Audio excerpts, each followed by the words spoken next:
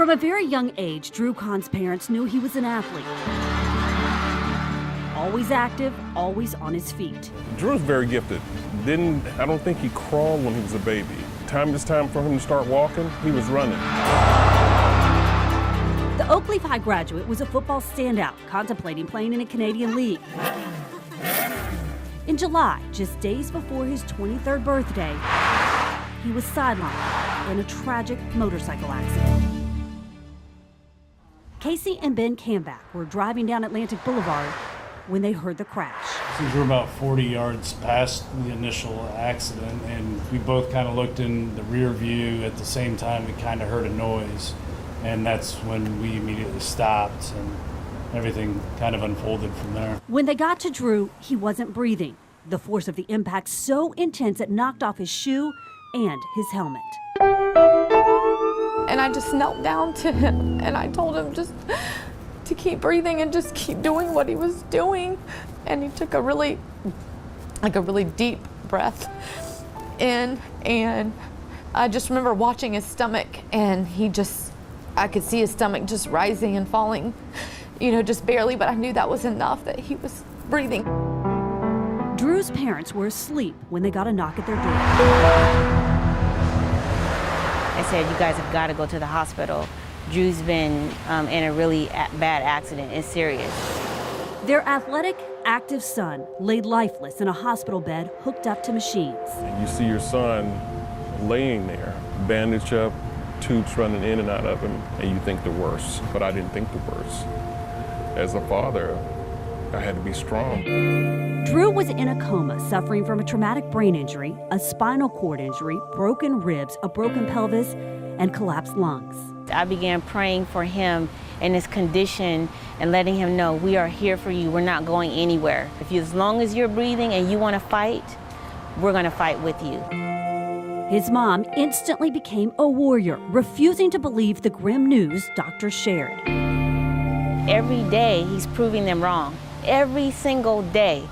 I mean, the second day, he's brain dead. And I said, no, he's not. And he said, this is all you're going to get. Yolanda says more tests revealed Drew wasn't brain dead. And he is now off the ventilator. He's opening his eyes. He is able to move a finger or a toe. It's progress rather than being on the ventilator, a mechanical ventilator. He's not on one. He's off. He's breathing on his own. He's breathing room air. That's progress. But with the insurances, it's, they're telling you in layman terms, it's not worth the fight. He's already dead. Like he's a throwaway.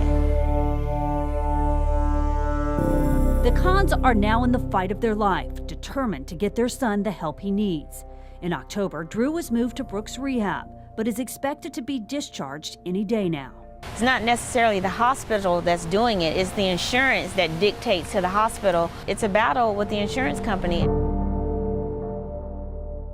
Drew was accepted to the world-renowned Shepherd Center in Atlanta, which specializes in brain and spinal cord injuries, but his insurance refused to cover it. It's just heartbreaking when people's benefit plans, don't allow them to get the care they need. Speaking to us via Skype, Mitch Philhaber with the Shepherd Center says they see this happen all the time. We've tracked for multiple years, based on the number of patients admitted to that level of care, how many of those patients have awakened within that 4 to 6 week period or sooner. So that percentage in virtually every case is better than 50 to 60%. In the denial letter, Anthem Blue Cross Blue Shield says it was deemed experimental and not medically necessary. But the 4 to 6 week program is expensive, $6,000 to $10,000 per day. I want to see the rehab facility and the insurance work together to give my son the quality of life that he deserves. There's just no way that people can work 70, 80 hours a week to pay insurance out of pocket, and the insurance is looking for every loophole not to pay out. My child is not a number. He's my son. I know him. You can't make decisions in a closed room about my child and what was best for him, because I know what's best for him. Because their insurance company, Anthem Blue Cross and Blue Shield, denied their appeal, their only option now is to move Drew back to their home. But even the simple act of going home isn't so simple. Their house was damaged during Hurricane Irma and is still in the process of being repaired and renovated to accommodate his special needs. He has a lung condition where he can't have carpet, and these are serious things that you have to be done immediately, adding ramps and rails. While she and her husband continue to fight for their son, the strangers who stopped to help Drew on that fateful day now share an unbreakable bond with the kind and visit Drew regularly. He's a person, and I just want every opportunity that he has to get better to be given to him. And has this changed your life? Mm-hmm. Yeah, I mean, it makes you think about things a lot differently. And we need help.